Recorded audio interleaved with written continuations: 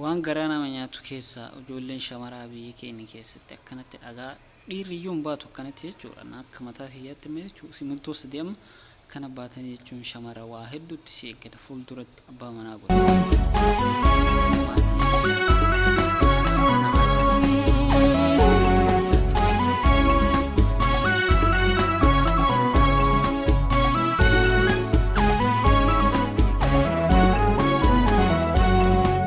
Allaattiin gammoojjii osoo dubbatte qurxummiin galaanaa afaan baafatte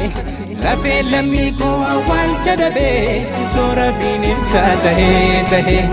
abbaan lafaa dhabee lafasaa sooree alagaan irraa jiraata takkaa falatee lafasaa irratti